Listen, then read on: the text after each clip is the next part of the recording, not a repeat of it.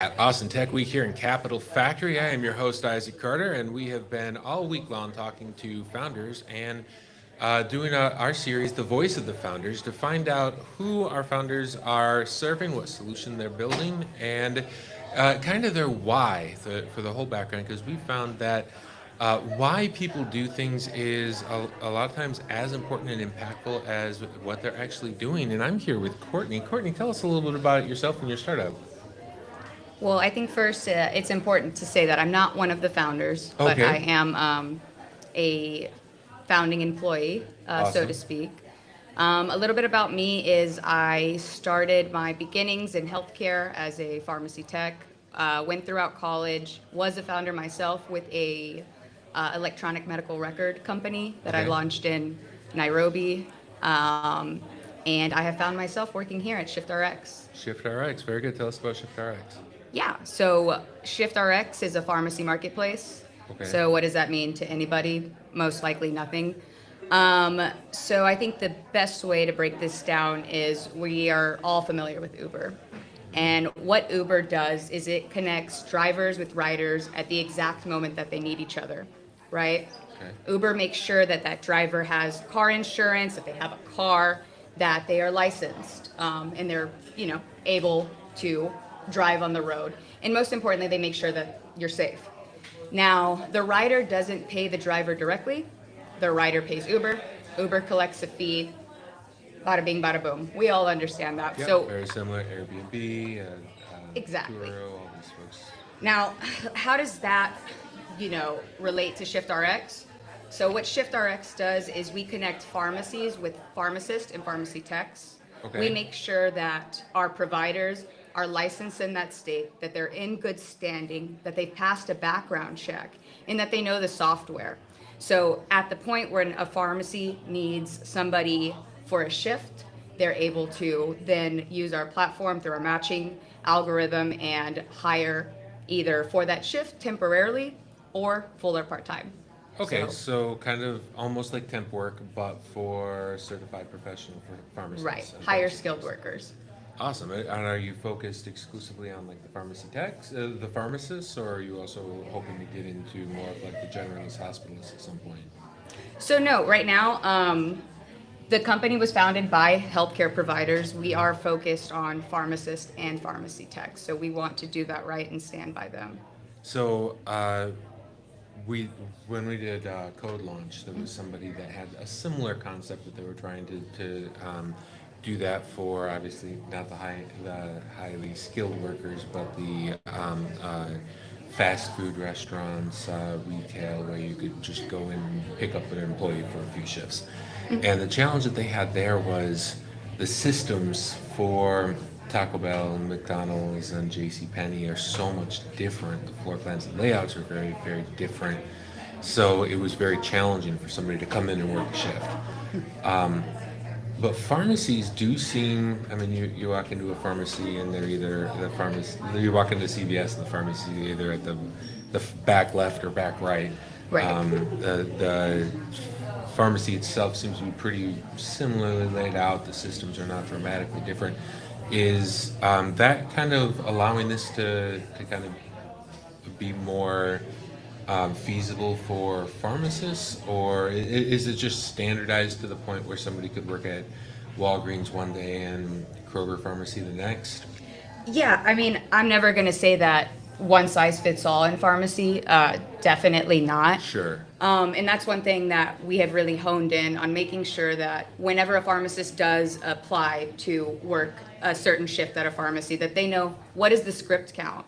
What are the policies there for controlled substances? What is the lunch break? So before just blindly going into a Taco Bell and not knowing, are you the only one doing drive-through? Or, are you the only one that's a line cook? With us, we allow the providers to know, who are they working with? Will they have a tech? Are they alone? So they know that ahead of time rather than just going in blind. So that is definitely something we saw and we then addressed. Awesome. I went to pick up medication. My daughter had a upper respiratory infection, and so I went to Walgreens. And I went like an hour after they were supposed to open, the pharmacy was closed because the pharmacist wasn't there. Okay. And the pharmacist got there around 1 p.m. Wow. Now that they're calling the prescription in directly electronically, I don't have a piece of paper. I can't take it to a pharmacy that's open. Right. That pharmacy needed to be open and it wasn't. So I completely understand. I mean, they didn't have anybody scheduled to work that shift that morning. 100%. And that's, where we come in when somebody, it's not a matter of if it'll happen, it's when it happens, because people are late to work, unexpected emergencies come up, and with us, you're able to then say, oh no, I can't come in today. Right. You can post the shift and one of our providers will show up, and you have that trust in our product that, hey, they can work, they have used this system, and it's almost like a plug and play in the safest of ways. So what's the motivation for the pharmacist? For me as a data scientist, data engineer, I'm not going to just like go, hey, I got 8 hours free. Why don't I just go in and work somewhere new for a few hours? So for me, that's kind of a foreign concept. But for the pharmacists themselves, I'm guessing if somebody has pharmacists, these guys are working a lot. Are there people just enough time that they're just looking to pick up shift work, or how does this work? Yeah, I mean, it's going to differ for everybody. I apologize. It's going to differ for everybody. But when it comes down to it, it's people who want flexibility. Okay. So let's say it's a mom who is a pharmacist and she, is taking care of her kids, but she can work on Wednesdays or she can work this certain amount of time. It's somebody who wants to upskill. They are working retail, but they really want to get into sterile compounding, or maybe they really want to get into working long-term care. They can basically try before they apply full time, and that's able to, part of our secret sauce that we like, because they're that is really beneficial for their career long term. So my wife and I, my wife studied in the medical space, and then I started getting really large contracts, and a lot of these contracts would be 8 weeks here, 10 weeks there, and we would all go together. And so there were a lot of times where, and it was pretty consolidated in Texas, some in Florida, but most of the contracts were in Texas. And so it was really complicated for her to have like a full-time job, because I would finish a contract in Houston and go to Austin, or go up to Dallas, and we didn't want to keep the family separated, so we would stay together. Of course. So in that type of opportunity, we run across when we were in our travels in the RV, a lot of traveling nurses, where the nurses either they're alone and their husband comes on the weekends, or traveling physicians are taking a specific term contract, and their significant other couldn't work while they were doing that, because you're going to get a job as a pharmacist for 2 months somewhere. Right. So that makes a lot of sense in those scenarios, creating more opportunities for flexibility. And then also, as a contractor, I'm able to, people will pay me a slight premium, 25% premium, to come in and solve their need and then leave. Right. One of the benefits of a consultant is they leave when the job is over. Yeah. And so I could see that maybe a pharmacist saying, hey, you know what, I could pick up 4 shifts a week and make the same amount of money as if I was working 5 or 6. Exactly. Or I have some goals. I want to go to Bali for a month. Let me pick up a Saturday shift places and increase that. So that is pretty cool. What stage are you all in right now? Are you in production, live, operating? We are live. We're live in all 50 states. Awesome. And just like you said, we are increasingly seeing more remote opportunities, which is, providing that flexibility. And of course, those job opportunities and those shifts are filling fast. But we're seeing more and more transition to remote pharmacy. What does a remote pharmacist look like? I'm sorry, what? What does a remote pharmacist look like? So basically, they're verifying the prescription that the doctor has, Got it. prescribed. Okay, so here's the prescription. Here's the patient's other prescriptions. yes, this is good, go ahead and do this, and then the tech fills it. Exactly. So Okay. whether it's at a central fill, they're basically saying, okay, this is Donna. Donna weighs this much. This is the medication. Okay, is that, is therapeutically, is that safe? Yes, okay. Bada bing, bada boom. Fill the Neat. script. Awesome. So how many pharmacists are active on your platform right now? Yeah, so we have over 8,000 providers on our platform. So at what stage did you enter the company? Did you come in at like concept phase, or were they up and running and active before you joined?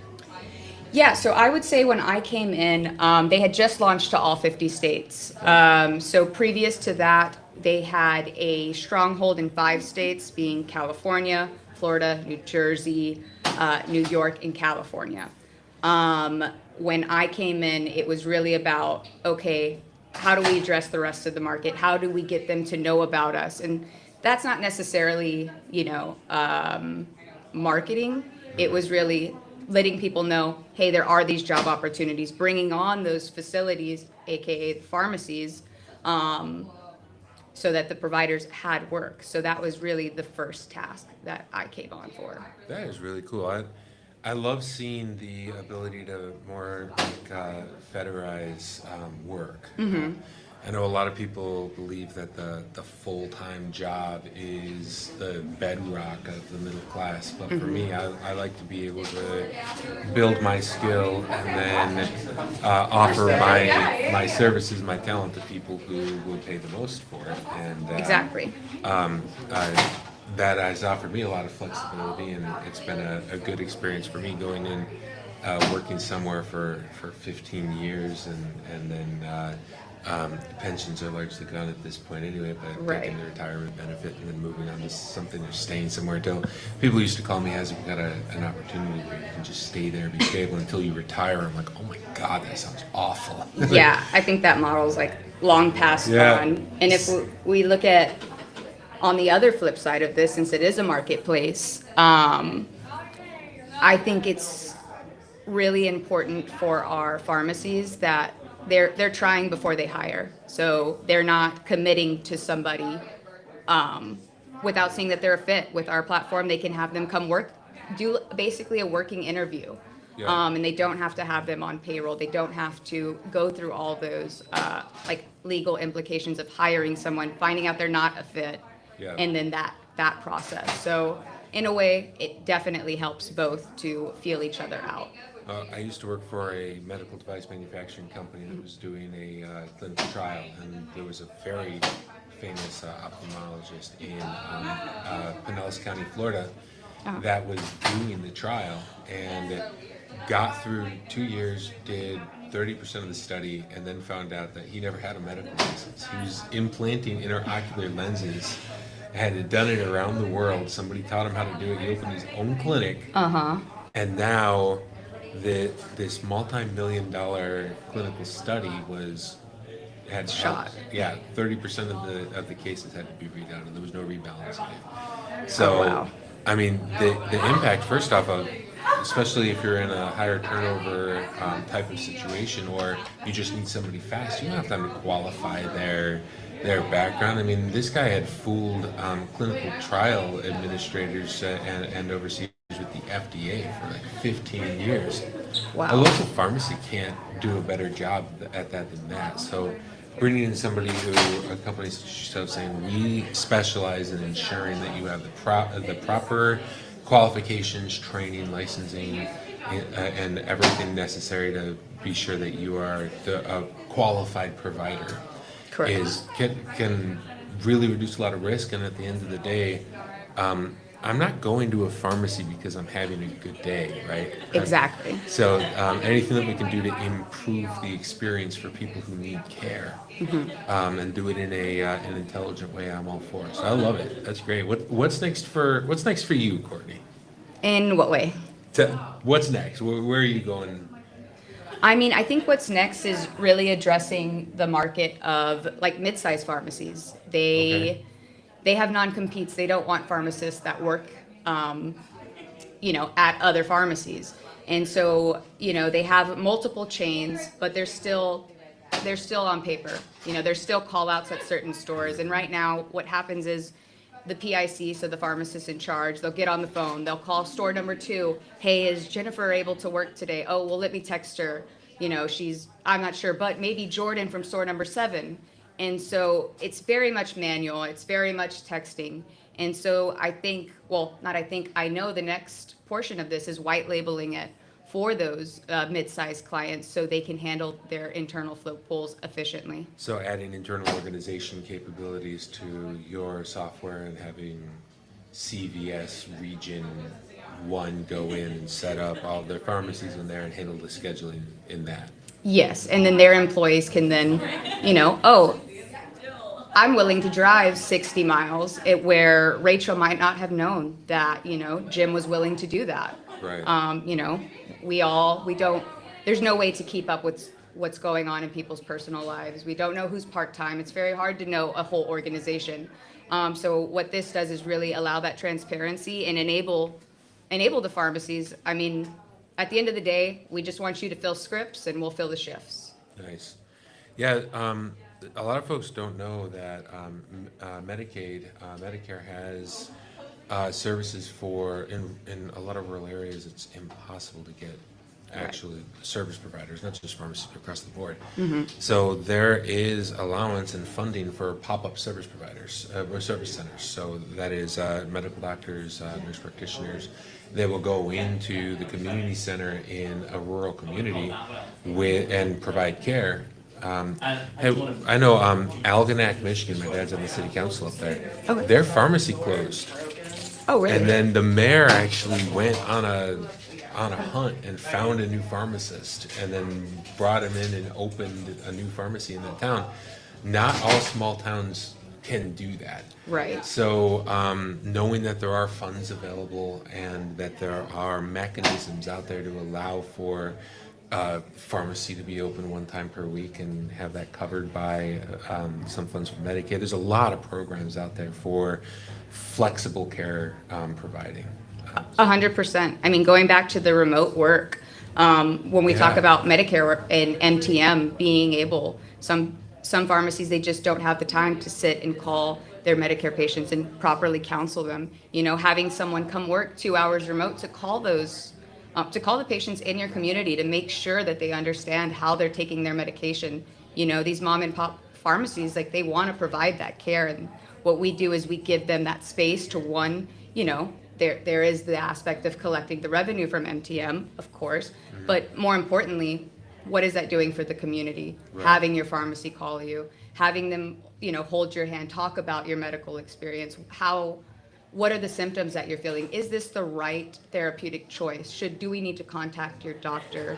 What's the prior authorization? If so many people, their insurance says, no, this isn't medically necessary. Is that up to them? Is that up to the insurance? If you ask me, no. Pharmacists, they're going to say no. But because the patient doesn't have an advocate, Yeah.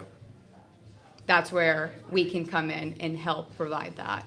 Yeah, at the beginning of my weight loss journey, I've lost about 110 pounds now. Congratulations. Thanks. At the beginning, I was type 2 diabetic, a whole list of diagnoses. Right. And I needed some support to be able to start the weight loss journey. And so I went to my doctor and they wrote me a prescription and the insurance said no. So I went to a compounding pharmacy who advocated for me and got something that I could afford to cover on my own until they got to a point where they were able to get the insurance to cover something for me. And that jump-started me, and then so I lost my first 50 pounds and then was able to handle the rest of the diet and movement and lifestyle changes. And Did you see a change in like your A1C, or did you Yeah, no longer a diabetic. reduction of medication, like daily medications? no medications now. That's incredible. Completely in remission. Yeah. So you can really feel like how healthcare, the it- presence of that this. advocating for the patient is, and my wife has had several medical events around when we were having our children and things, and I had to advocate for her. I mean, just finding a provider right now is challenging. I know that story far too well. I have Yeah. lupus, and just anything with autoimmune, not one size fits all. And it's literally like Yeah. it's a My- lot. My sister has autoimmune disease, and she has been on pain management, and her doctor was actually arrested. DEA came in and wrote a lot of, and now the pharmacist, they won't touch anybody that was there with them. She has nobody to advocate for her. This is in Georgia. So sorry to having hear that. having that, knowing that that's kind of the direction, solving an immediate problem for the pharmacy, and then getting to a point where you're able to free up resources, apply technology, and ultimately advocate for the patient to increase the patient, the population health. That is amazing. Excited to see how you all continue doing that. How would our viewers find you? Yeah, so the best way to find us is by going to our website, that is shiftrx.io. We're also available on the App Store, so any pharmacist, any pharmacy techs, you simply look up ShiftRx and you download the app, and it's a very easy sign-up process. Awesome. Amazing mission, amazing company. Really excited. Thanks for being here today, Courtney. And we are live all day here at Austin Tech Week in the Capitol Factory. We are right outside of the Connector Plus Lounge here on the 5th floor. Come on by and let's talk about your startup. Awesome.